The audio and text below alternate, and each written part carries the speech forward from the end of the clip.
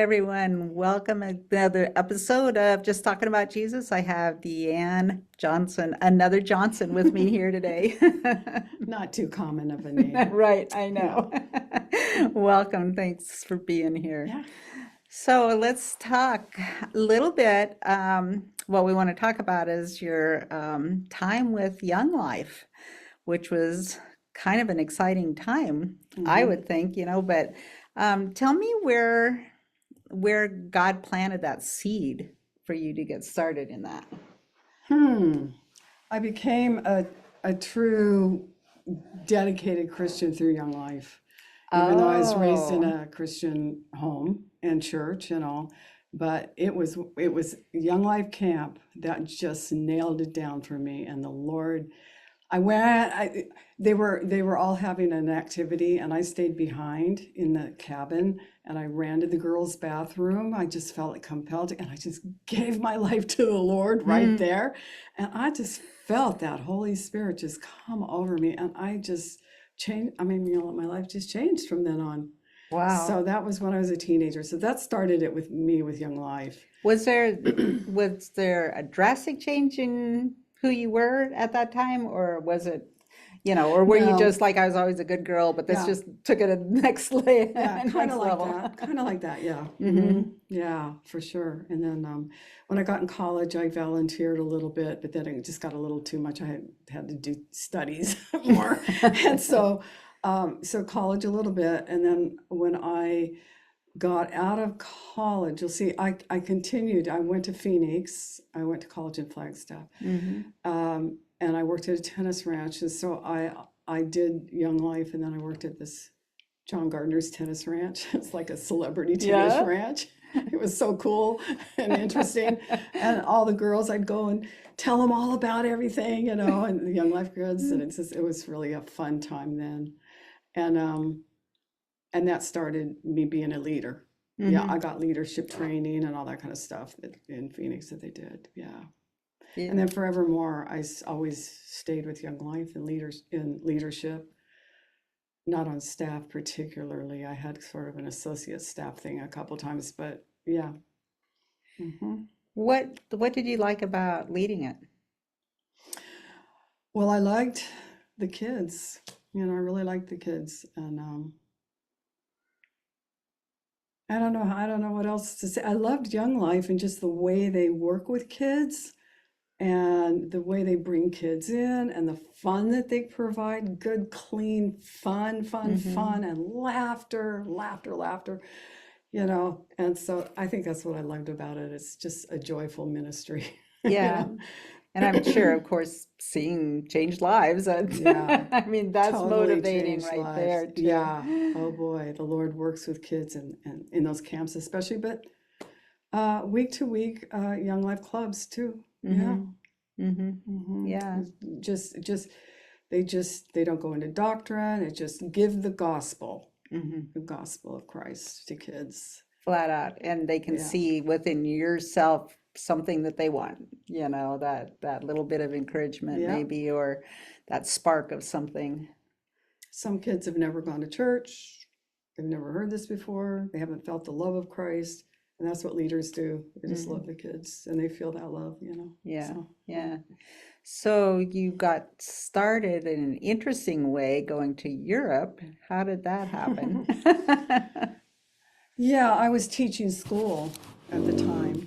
Got home from school one day after teaching and opened up my Young Life. They put out a periodical periodically. And I was just reading it, thumbing through it. And on the back page, I saw it says, "Oh, wanted Young Life leaders to go to Europe, go to Germany." I think it was Hmm. Germany, and do start Young Life clubs and do Young Life with American kids whose Yeah. parents are in the Right. military, mostly Army. And I was like, "Oh, interesting." And then all of a sudden, you know, it's hard to explain. You've probably had you just go, whoosh, something comes over. Something just came over me. And I heard in my spirit, "You're going to do this." And I was like, I mean, I got the shivers right now talking about every I time I talk about know. when the Lord says something, I get this feeling. And I was like, what? I had no plans on going anywhere to Europe or anywhere on my own. It was, I tried to get somebody, I think, to be interested as well, but nobody was. And so I don't know. I can't even tell you how I went from there. A year later, I was in Germany. What year was that? Oh, that was Ish. in ish in the 70s, late 70s, Yeah, which somewhere. at that point you didn't have the internet. No, yeah, no You internet. know, Oh so I mean, no. if you're thinking of traveling someplace, Mm, that's like a big deal, yeah, to figure out the logistics of how you get yeah. there and Oh, how yeah. to. My mother, she wasn't happy. She wasn't happy about me going like that and by myself and all this stuff. Yeah. Hmm. And I can't believe I did that. But I want to read a verse. Is that all right? Because this verse kind of started there and then sort of has been through my whole life, Hmm. all the different places I've gone and so on. And the Lord, and oh, this is Moses telling Joshua he's going to be leading Okay. the Jews into the promised land or whatever. And the Lord, he's the one who goes before you. He will be with you. He Mm. will not leave you or forsake you. Do not fear or be dismayed. Oh man, that is the comfort. Right there. Yeah. Then it's kind of like, okay, all right, you said you're gonna be here. I'm gonna take Yeah. you at your word. There's all kinds of verses, in the Hmm. Bible like that. But the reason I read that one is because I opened this up this morning for my Bible app Yeah, and for my devotional. That was the and that was the verse. one. And I went, okay, I have to read this verse. Another confirmation. Yes. Yeah. So you get to Germany and they housed you Yeah, there they and first housed me with the chaplain, and he's the one who wanted me to come over. The chaplains, I can't explain it all. yeah. Different chaplains and different bases were asking for a youth leader from actually Youth for Christ and Young Life, Mm. and they put us on these different bases to help get that started. So I started there, and then I couldn't stay with the chaplains, so I got into a German's home, and was in the basement down there. And that was really a neat experience because the German woman who lived there, she loved speaking English and was so happy to have an American to speak English with. So that's where I lived. And you were happy to have a German speaking Yeah, English with you. yeah, yeah. So that's where I started. And then the next place I went in Germany, I was in, see, that was the basement. Then I was in the attic. It was a whole different, I was down in Munich area, outside of Munich. So the first one was Darmstadt, outside of Frankfurt. And the next time I moved down there to Munich area. Yeah. And there were probably some cultural things you had to get used Hmm. to, and Hmm. even probably foods and Yeah. whatever The too. But food, yeah. I didn't like German food that much, but and it calling was your okay. mom would have to be long distance, Yeah. which was expensive at the time. Yeah. Yeah. So I don't know if I called her very much, but wrote Communicating. letters. Uh-huh. I'm glad we don't have to write letters anymore. Back in the day when we Yeah. had letters. Yeah. Yeah, yeah. Yeah. So So, where did you go? Well, wait, I want to back up a minute. So when you got the call from God to go, what did you leave behind? uh, a teaching job that I had finally got in a district that I really wanted to be in. My first teaching job was not in a district that I wanted to be in. Mhm. It was not good. The job wasn't good. I wasn't being trained. It was an hour away. And I literally got let go from that job. Boo-hoo. But I ended up in the school district that my best friend helped train me there and everything. And that's where I wanted to be, but didn't get hired there. This time they hired me because I'd had a year of Uh-huh. experience in a self-contained classroom Uh-huh. of learning disabled kids. So that turned out good. What was the question? Well, and what you were leaving behind. So it was Okay, for a not so job, yeah. making that decision, because sometimes when God asks you to do something, you Hmm. have a major thing that you have to give up if you're going to follow what He's got for you. Oh yeah, I had great friendships. I was involved in basketball team, not me, Hmm. son's basketball team. I was friends with a couple wives that were married to basketball players, and that was so fun. Um, and just best friends. And Phoenix just has lots of great people. And my parents were there, and my sisters are there. At least one of them was there. So yeah, I was giving up all that. Yeah. Yeah, And maybe go into a salary that wasn't even near what you were making yeah. before. Oh yeah. Oh no. Yeah. Uh-huh. So, Yeah. but it was okay. Well, it was kind of a Ruth moment, Oh yeah. you know? Yeah. Uh-huh. Ruth has to leave, decides, makes Yes. a choice to leave everything. Mm-hmm. Yeah. Mm-hmm. But But it's because she amazing. did, look at all the blessings that she got Yes, too. So just because I like left you. there, I ended up there, and oh my gosh, my life changed, and it was wonderful, actually. Yeah. You know, it was hard in times, but wonderful in times too. I had a physical issue all this time that I'll talk about maybe later if Yeah. it comes back up. But other than that, and I met my husband. Was that in Germany? Yes, Yes. yeah, that was in Germany, and I was there before him. And then he came, and I was like, oh, I like him. Where God knew how he could put that together for you Yes. too, because it wasn't, you weren't going to meet him in the States. Yeah. But he'd gone to seminary at Fuller. Um, and I can't remember at the time if he was on staff or not with Young Life. I can't remember. But when he came to Germany, he was on staff, and he's been on staff ever since. Yeah. Yeah. And Yeah. he's now 70. No, he's not on staff now. Now he volunteers, but Uh-huh. yeah. Uh-huh. So where did you go from Germany? From Germany, we first went for a few months and to talk about a job in Kenya. They were asking us if we would go to Kenya. And we ended up with an older couple that was there that needed to leave, and they were in their 60s. They were Young Life staff forever and ever as well. And we decided we were not old enough to be able to take that over. So but then they were talking about South Africa while we were there in Kenya. And I'm like, I don't want to go to South Africa. And George, who was the man that we were visiting, George and Marty, they were like, yeah, I'm worried for our friends in South Africa. It's so violent right now. Not really the 80s. Now it's coming into the 80s. It was the most violent time in South Africa. And I was like, I don't want to go there, you know? So we went back home to the States, and we met these two from organizations who both would love to have had a Young Life couple come and help them with their youth groups. One was Scripture Union, and one was Bible Band. And one was Scripture Union, they kind of work with everybody. Bible Band only was the colored community. And when I say the colored community, I hope that doesn't offend anybody, but that's what they call themselves. Yeah, okay. Like, they're not black, and they're not white, and they're not Indian. They're colored with everything. All mixture of, that's how they look at it. So with the colored community. So we talked about that, and we talked to the people there. He goes, won't you come in to South Africa and work with us? We really need somebody. Scripture unions, they're large, and they have lots of, we need people. So that sucked us in. And so we did. We ended up going there and working with that group, Bible Band. And were you safe?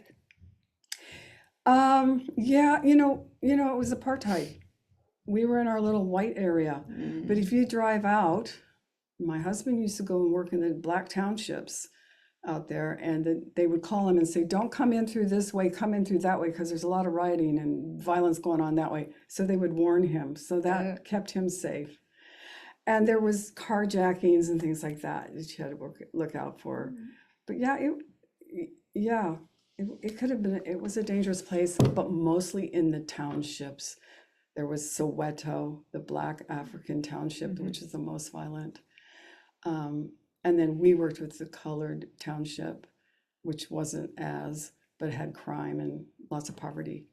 And that's where we were. So when you worked with the youth there, what kind of, I mean, obviously they were facing some turmoil that was going on. Yeah. Was there other kind of things that drew them more to you because of their situational things? I don't know.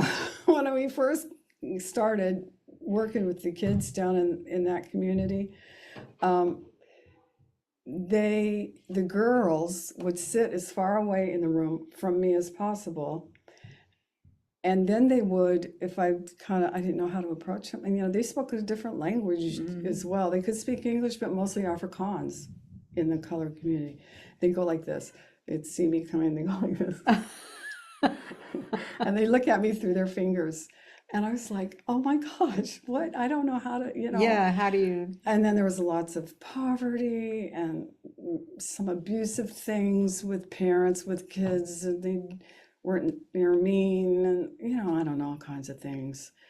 And that's where my story comes in, where Jonah comes in. Yeah, yeah. And So share that with us. well, I don't want to do this, Yeah, Lord. yeah. No, I don't know. I don't want to do this. Because it didn't feel comfortable, did it? I mean, it would be a little intimidating to It get was. beyond And I didn't understand them. And I mean, their culture was different. Their food was boiling hot. They're eating their food is spicy, like Indian food and all that. So it was really different. But so then I didn't say this part, but Jeff and I, we discussed having kids, and neither of us wanted children. And we didn't have a desire for children.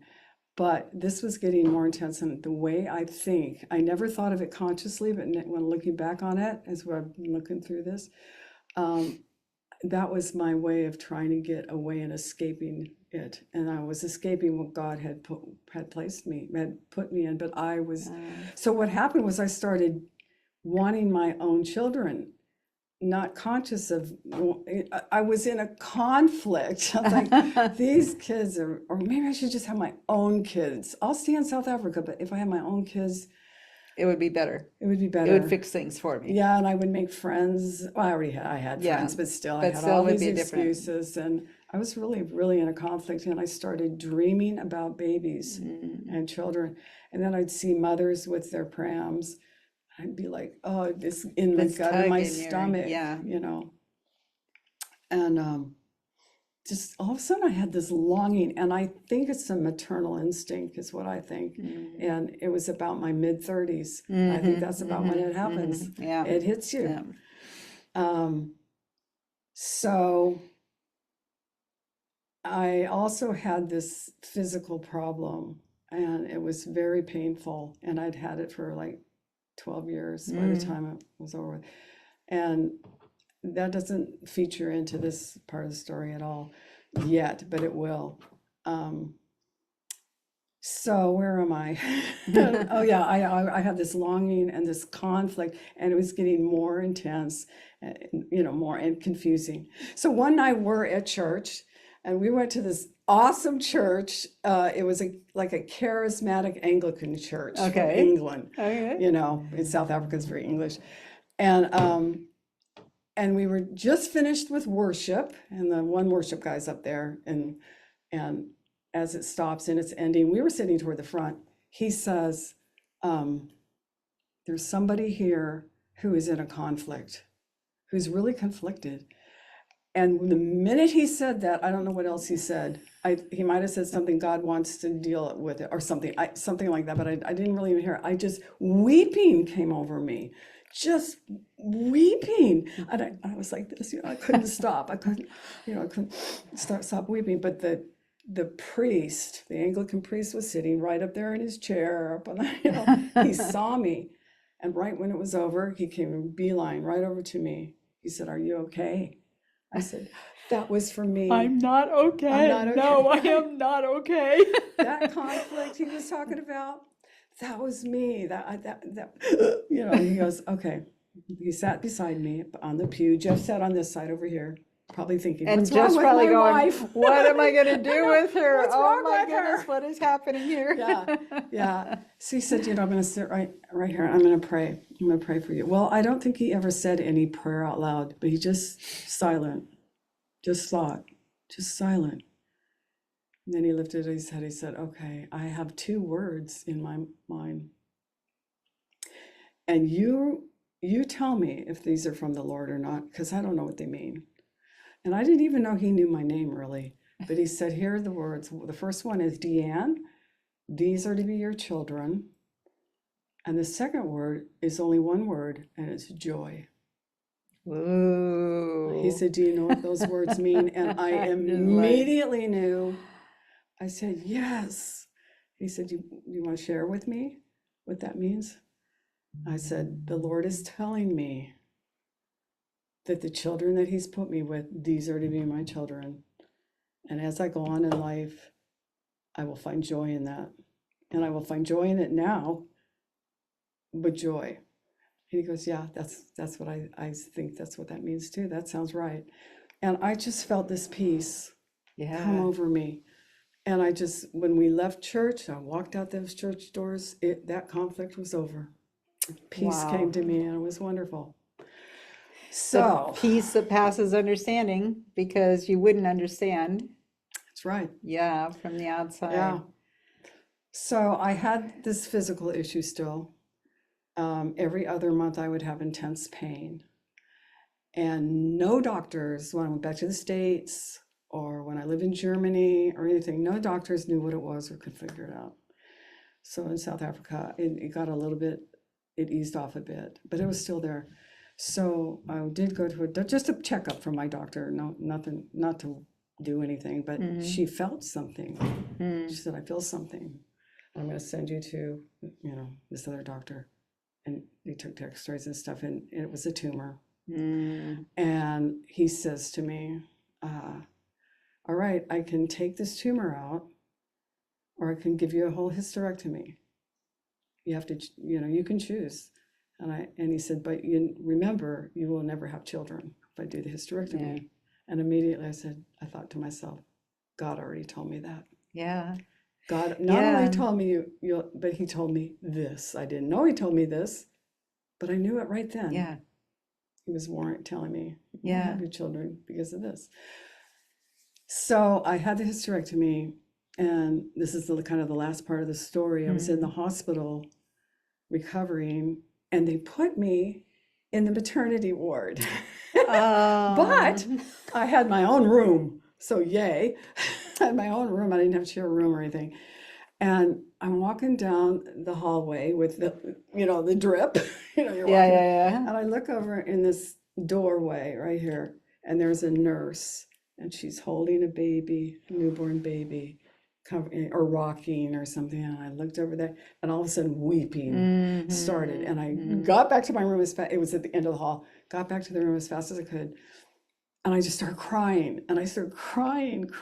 I was so surprised about that because I hadn't cried like that at all about the news or anything. And the Lord said, "You're grieving, Deanne. Please, go ahead and grieve. You're grieving for the children you will never have, right.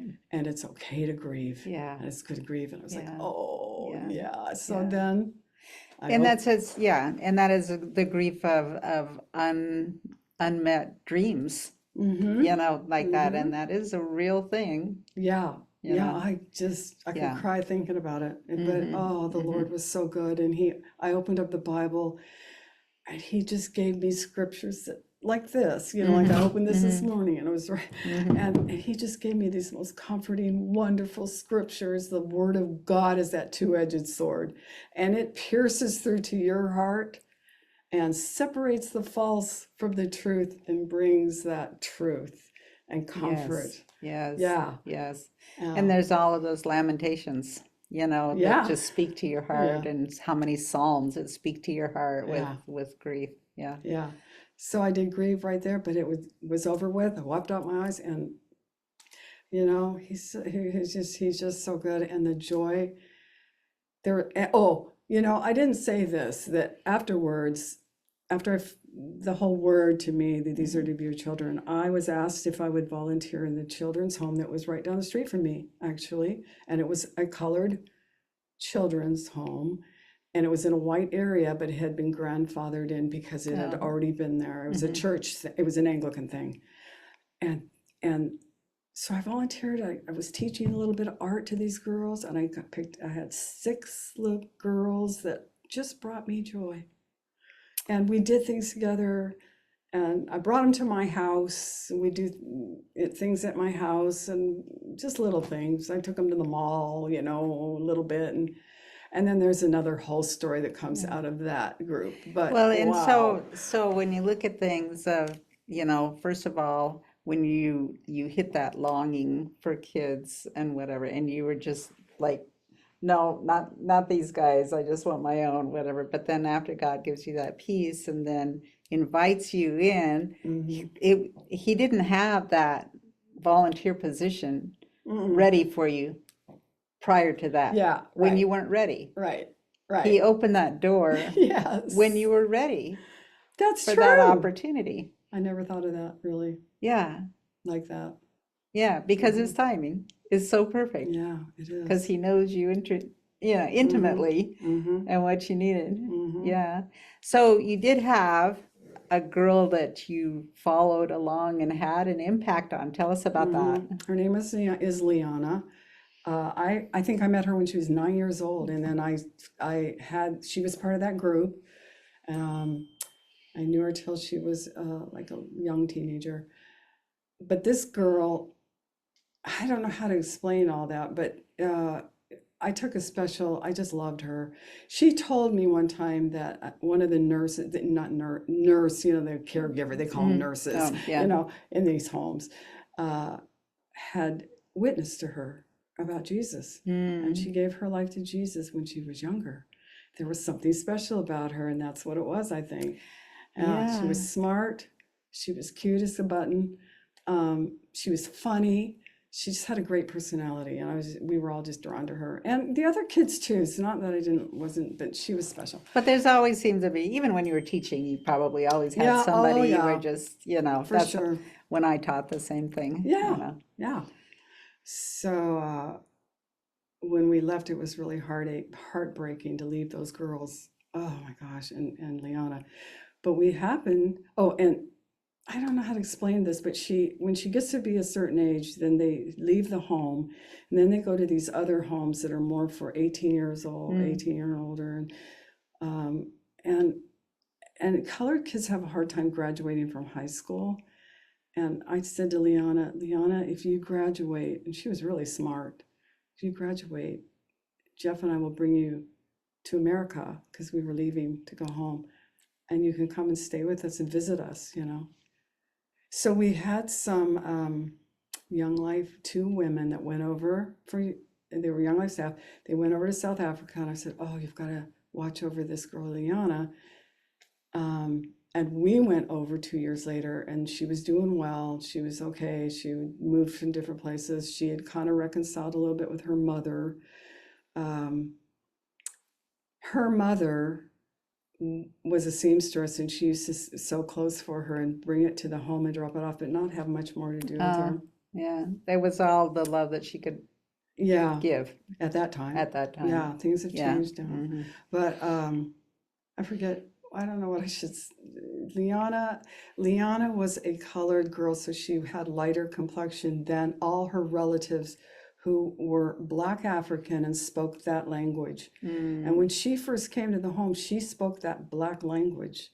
I can't remember, there are 13 of them, so I can't Uh-huh, remember. uh-huh. And then she quickly learned Afrikaans, the language of the home that she was in. And then she had to learn English.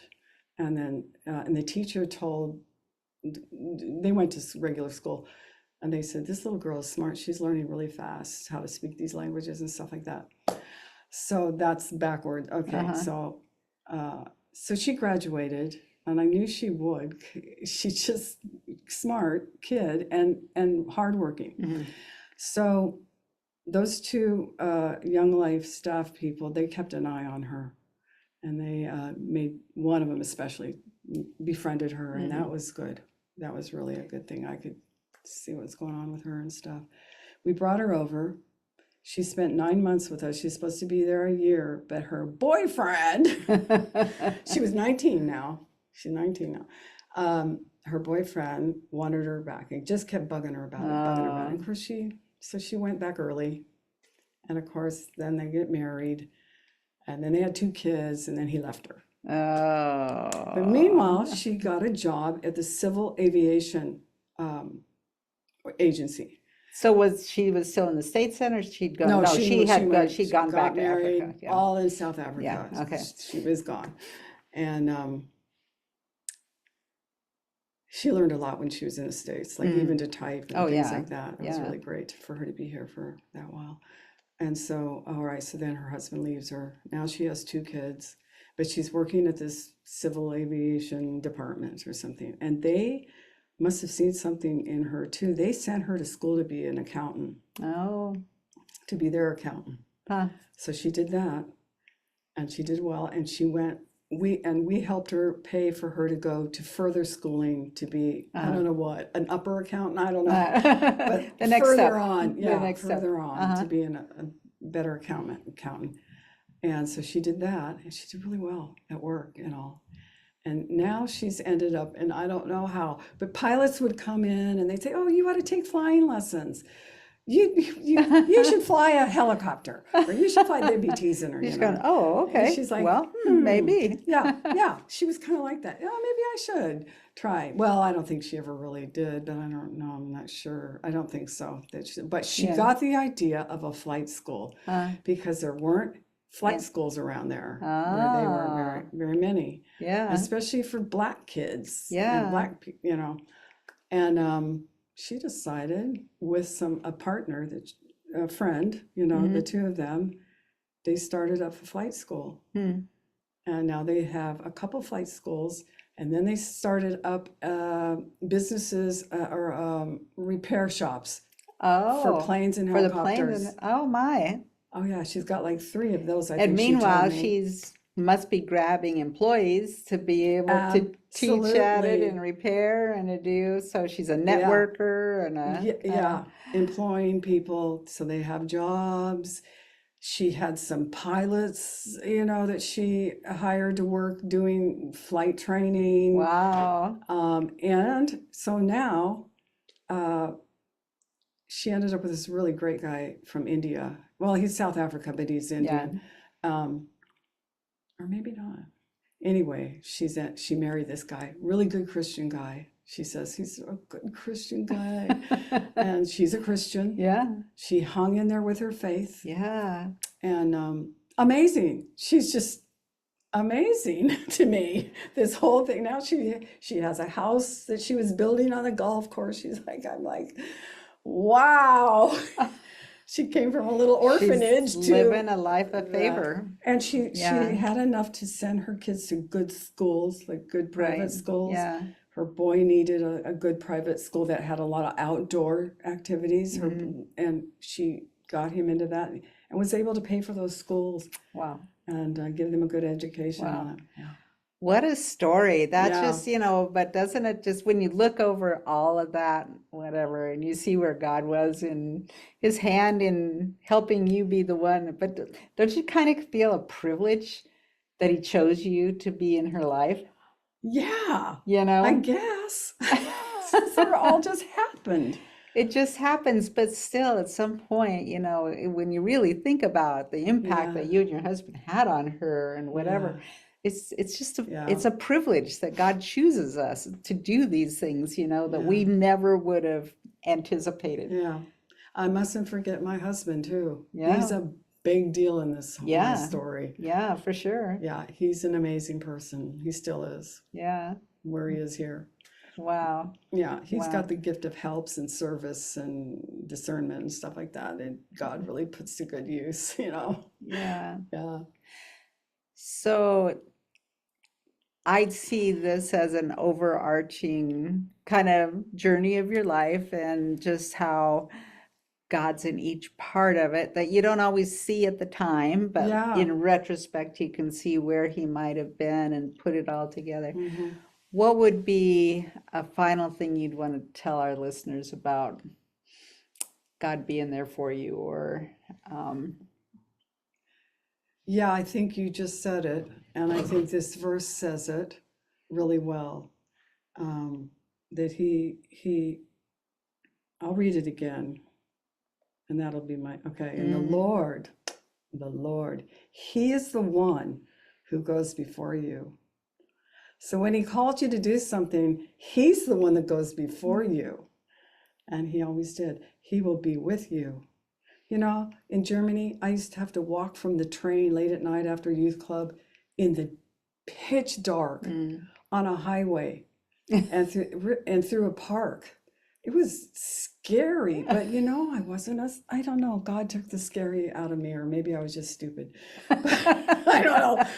But he was the one who was with me. I will be with you, he said. He will not leave you nor forsake you, even though you don't want to go live in Africa. My priest even said that one time, you know, Deanne, God lives over here too. One time when I was having something, I don't know why he said that, but I must have been, yeah. Yeah. And he will not leave you nor forsake you, and do not fear or be dismayed. I mean, that was for Israel as they were going to the promised land. But I Right. just think that's God. That's just For us. that's God's character. Yeah, That's God's his character. And Yeah. that's what he proved my whole life. That's the verse, one of those verses. One of those foundations One of those clinging verses. on to. Yeah. Yeah. Yeah. Yeah. Well, Deanne, thank you so much. You're This has welcome. really been a pleasure. Well, thank you for having me, inviting me. I was kind of surprised. Me? Yes, because you have a story to tell. Yeah. Thank you, Jan. Yeah. And thank you for the Bible study you've been Yeah. doing. Yeah. It's really kind of, I think all of us has sort of woken up to things in our life that we haven't looked at for a long time or realized. So Yeah. thank you. Oh, Thank you too.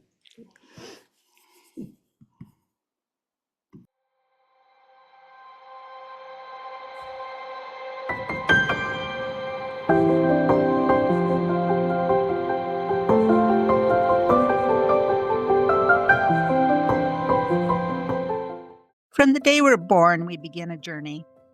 It will be molded by our families, our environments, our beliefs, and motivations. God, as the Alpha and Omega, is with us each step of the way, whether we follow Him or not. Just as we have our own personal journeys, each character in the Bible has theirs.